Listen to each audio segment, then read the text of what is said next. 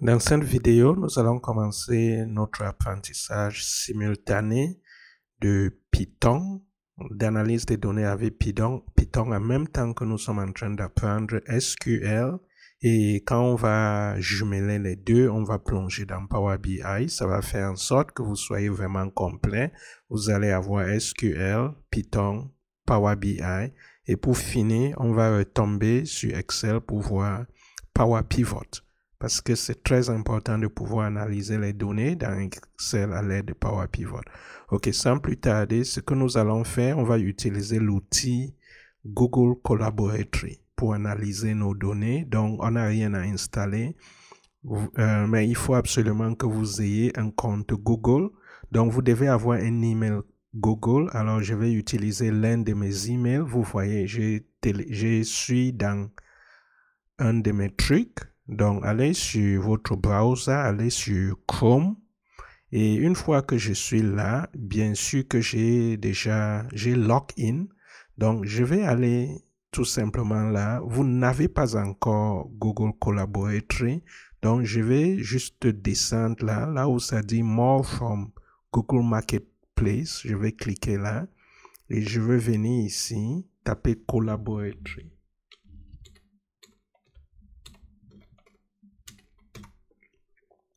Rassurez-vous que ce n'est pas deux L et une fois que je le fais, c'est ici.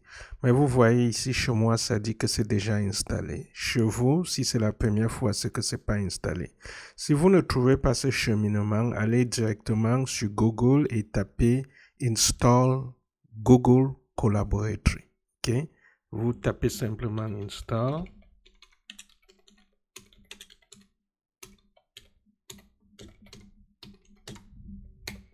Et puis, Google va vous dire comment le faire. OK?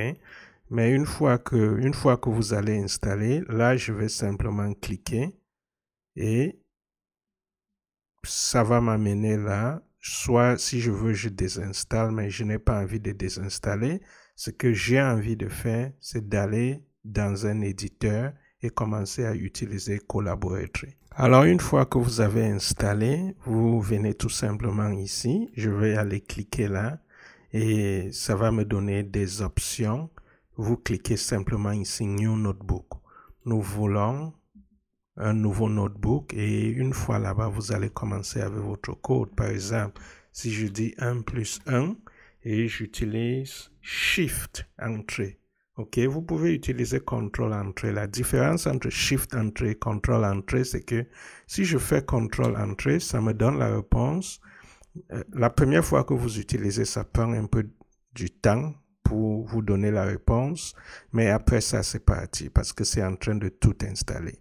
Bon, vous voyez, je n'ai pas d'endroit maintenant. Si je dis Control Entrée, ça ne me donne pas d'endroit pour continuer. Je suis obligé de venir cliquer sur Code pour avoir quelque chose. Pourtant, si je dis ici 2 plus 2, et j'utilise plutôt Shift. Donc, Shift, c'est... Oui, vous allez trouver c'est quoi Shift. Shift Entrée, vous voyez, ça me donne ma réponse, mais ça me permet de continuer. Donc, on va toujours utiliser Shift Entrée. Et tout de suite, on va commencer avec Python. Donc, je vais d'abord effacer ça parce que c'est du n'importe quoi. Je viens simplement ici. J'utilise Delete, Delete. Et ici, je peux simplement dire Delete. C'est tout. Donc, sans plus tarder, on va commencer avec Python. Donc, sans tarder, on va commencer à créer des variables. Par exemple, je dis A est égal à 1. Donc, je viens de créer la variable A et j'ai donné la valeur 1. Si je veux savoir c'est quoi A, j'ai simplement besoin de dire print et Shift Entrée. Ça va me donner la valeur de la variable qui est là. Si peut-être maintenant je dis la variable A c'est 5. Une fois que j'ai print A, ça va me dire c'est quoi la variable là. Si par exemple j'ai la variable A, la variable B qui est 5 et si je veux je dis A plus B.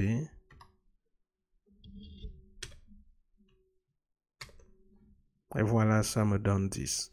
Alors ici, je vais continuer. Cette fois-ci, je ne vais plus utiliser des variables numériques. Je vais maintenant utiliser des chaînes de caractères.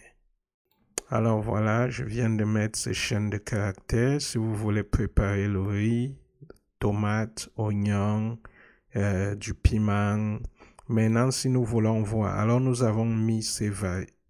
Regardez la différence. Quand c'est des chaînes de caractères, il faut toujours mettre entre ces parenthèses, ok? Entre ces guillemets, autant pour moi. Et maintenant, pour voir ce qui est à l'intérieur, j'ai simplement à donner print et on va voir ce qui est dedans. Alors, une fois que j'ai print, j'ai simplement à dire Shift Entrée et ça... Shift Entrée devait me donner la valeur de ce qui est là à l'intérieur. Donc, quel que soit le nom que vous donnez, ça dépend de vous. Si je veux, par exemple, ici, je donne plutôt des tels noms et je viens ici, je fais également ces ajustements.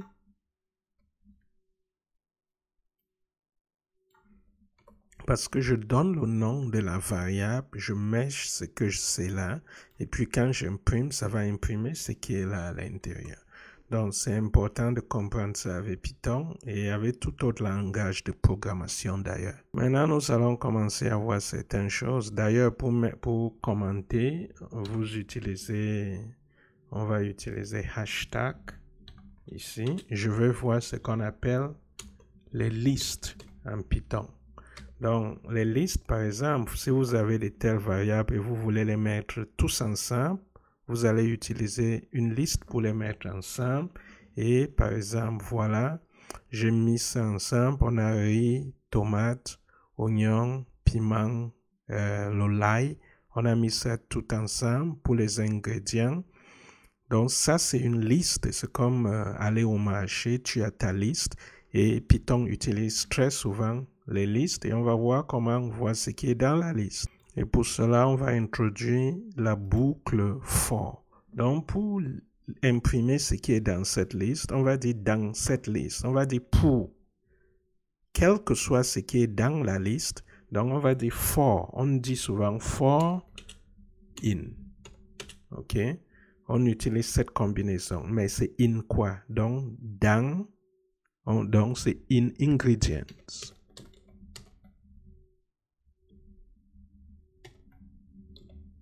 Et on va utiliser toujours les deux points. Donc ici, vous donnez n'importe quel nom qui vous plaît.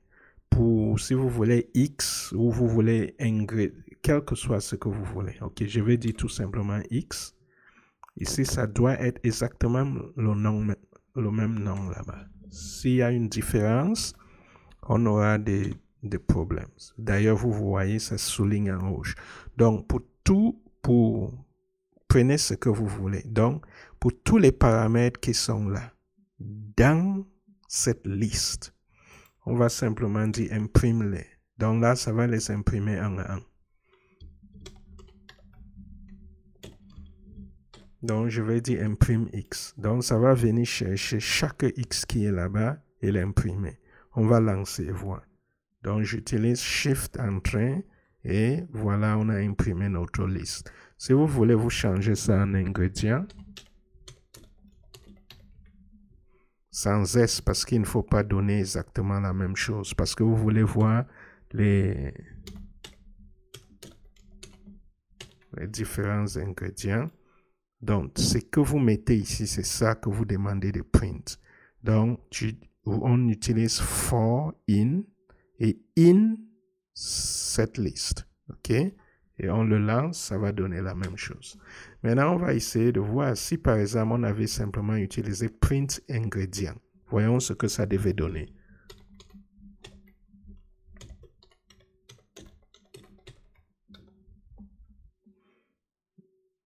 OK, Shift Entrée. Voilà, ça nous redonne exactement la même liste, mais ce n'est pas ce que vous voulez.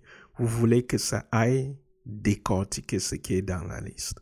Donc, c'est important de savoir que si vous voulez lire ce qui est dans la liste, ça, ce n'est pas la seule méthode, mais c'est la méthode la plus efficace ou utilisée. Maintenant, nous allons voir comment créer des fonctions parce que c'est extrêmement important de savoir créer des fonctions. Une fonction, c'est quoi? C'est comme donner un ordre. Si vous voulez créer un code qui va exécuter vos ordres, la première chose à faire, c'est de commencer avec le mot def. Bon, ce que nous allons faire maintenant, c'est de voir comment créer une fonction et c'est extrêmement important parce que pour créer une fonction, il faut toujours commencer avec le mot def et vous donner n'importe quel nom et toujours finir avec ça. Bon, nous allons peut-être voir les cas où on met quelque chose à l'intérieur et une fois que vous avez fait ça, vous lui dites ce qu'il doit faire. Qu'est-ce que la fonction l'a fait? Alors, tout de suite, ce qu'on va faire, on va voir comment utiliser ce condiment-là pour préparer le riz sauté, ok? Donc, on commence avec def prepare jollof, ok? Et ici, on va donner des ordres que ça va exécuter. Alors maintenant, j'ai dit exactement ce que la personne doit faire. Donc, si tu veux préparer jollof, tu laves le riz, tu écrases la tomate et le piment, tu fais frire l'oignon et l'ail, tu mélanges tout et puis tu passes ça au feu et c'est ça. Hein? Et maintenant, si quelqu'un veut utiliser cette fonction, par exemple, si tu as créé cette fonction pour tous les plats, donc ça, et puis quelqu'un veut simplement savoir comment préparer le jollof ou comment préparer le coq ou préparer, je ne sais pas, veut faire du poisson braisé, la personne a simplement à appeler le nom qui a été donné. Par exemple, ce nom qui a été donné, si je viens simplement le placer là, bon, si je lance la commande sans ce nom, ok, si je le lance, Shift Entrée, vous voyez, ça a exécuté avec succès, mais ça n'a rien dit. Pourtant, si je passe ce nom-là, ça va appeler la commande et ça va me dire, par exemple, tu veux savoir comment préparer le jollof? Allez, c'est parti, ça te donne les étapes. Donc, tu peux créer cette commande pour toutes sortes de plats que tu veux préparer. Tu mets les étapes. Si c'est du café, comment faire le café? Ça va donner l'étape à la personne. Donc, j'ai voulu utiliser des exemples comme ça pour mieux comprendre. Sinon, utiliser les X et toutes sortes de choses, ça rend ça un peu flou pour que ce soit terre à terre. Ok, on continue. Maintenant, comme vous le savez, différents pays de la sous-région d'Afrique préparent le riz sauté différemment. Il y a ce que les Nigérians font, il y a ce que les Sénégalais font, ainsi de suite. Alors, on va essayer de créer un code où on va passer une commande. Ici, on n'a pas passé de commande, on a simplement utilisé prepare jollof. Alors maintenant, on va créer une fonction qui va ajouter un condiment. Là, pour voir comment créer une fonction qui prend une variable. Donc, on va simplement faire exactement la même chose. Ici, on a def. Maintenant, c'est add ingredient. Maintenant, tu auras la possibilité d'appeler la commande add ingredient et donner l'ingrédient que tu veux. Et puis, ça va te dire tout de suite c'est quel type de riz sauté que tu es en train de faire. Donc, ici, on va commencer, on ne va pas utiliser une boucle, mais on va utiliser ce qu'on appelle conditional statement. Donc, on va utiliser les if. Par exemple, si c'est le poulet, c'est que le jollof, c'est pour le Nigeria. Si c'est du poisson, c'est pour tel. Si c'est ceci, c'est telle et telle chose. Alors maintenant, vous pouvez voir, ici, on a utilisé if. Donc, si l'ingrédient est. Vous voyez ici, quand on met l'égalité, ici, on est en train d'attribuer cette valeur à cette variable. Mais quand c'est deux égalités, ça veut dire qu'on est en train de faire une comparaison. OK? On n'est pas en train de dire, ici, par exemple, quand vous venez ici, on dit ingredient is. Donc, on est en train de faire une comparaison. On n'est pas en train de dire le nom que la variable ingrédient devient chicken. Non. On est en train de dire, fais cette comparaison. Si ce que la personne a mis ici, si la personne a mis chicken, dis-lui que tu es en train de faire le riz sauté du Nigeria. Si la personne a mis fish, Donc, comment est-ce que le code passe? Donc, ça vérifie cette condition. Si cette condition est vraie, si la personne a un chicken, ça va imprimer ça. Mais si la personne n'a pas entré chicken, qu'est-ce que ça va faire? Allez, tout de suite, ça va passer lisse. Ça va faire cette comparaison. Ça va comparer pour voir si la personne a mis fiche ici. Si la personne a mis fiche, ça va nous dire que tu es en train de faire ça à la Sénégal, selon les Sénégalais. Mais si ce n'est pas le cas, c'est pour ça qu'on dit if, else if. Quand il n'y a plus de if ici, faites attention, ok? C'est else if. Python utilise quelque chose d'autre. Mais si vous êtes arrivé à la fin de votre truc de comparaison, ici on fait la comparaison avec chicken, on fait la comparaison avec fish. Quand il n'y a plus de comparaison, on dit simplement else. Au cas où la personne a écrit toute autre chose, allez, vous balancez ça. Vous dites add-in, vous mettez simplement l'ingrédient que la personne a mis. Regardez bien ce qu'on met ici. On met ça pour que ça vienne chercher ce que la personne a mis pour dire ça.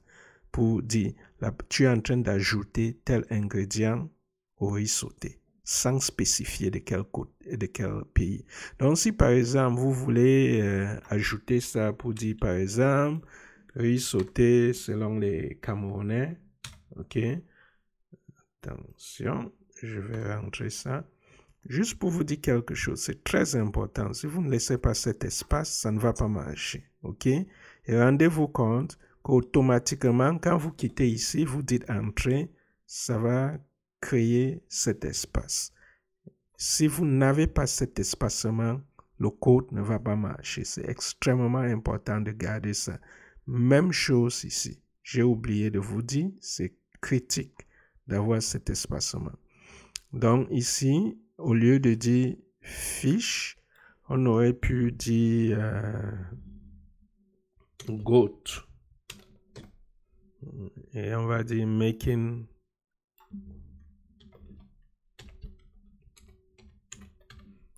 Cameroonian jollof rice.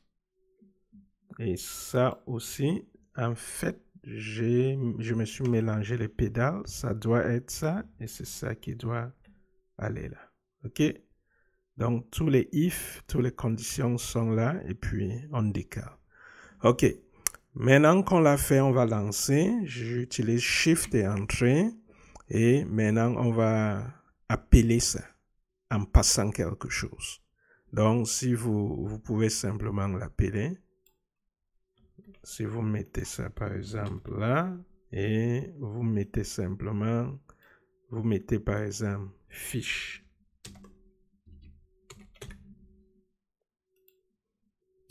Bon, c'est important de savoir qu'il faut, chaque fois que vous utilisez une chaîne de caractères, il faut toujours mettre ça entre guillemets. Si vous ne mettez pas ça en guillemets, il y aura des erreurs. OK? Essayons ça. Pas deux, pas la même, essayons ça et voyons. Donc, on lance Shift et Enter. Vous voyez, ça nous dit, c'est ça qui est juste. Si par exemple, on lance ça,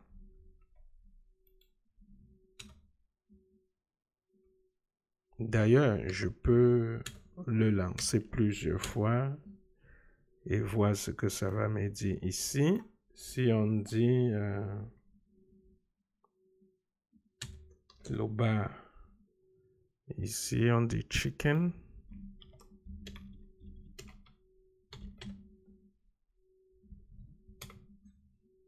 Si vous voulez, vous êtes libre d'utiliser ça. Hein? Et là, je vais dire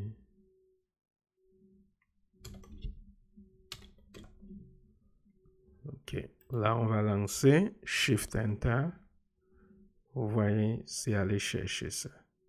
Par exemple, add-in bar, c'est parce que ici, il n'y a pas de condition qui parle de bar. Donc, c'est ça qui a été imprimé. Donc, rassurez-vous que vous comprenez vraiment le cheminement de ça. C'est critique, ne pas comprendre ça ou ne pas comprendre cette forme. Là où on a utilisé for, la boucle de for, c'est pas bien. Donc, prenez le temps. Rassurez-vous que vous avez bien compris ça avant de continuer. Dans la prochaine vidéo, nous allons voir comment utiliser Panda pour faire la même chose. Et une fois qu'on va voir Panda, on va plonger tout de suite dans l'analyse des données. On va voir comment importer les données et commencer à analyser les données. Mais ça vous montre, ça vous donne déjà la base que vous voulez, que vous avez besoin par rapport à Python. OK? Ciao et on se voit dans la vidéo de Panda.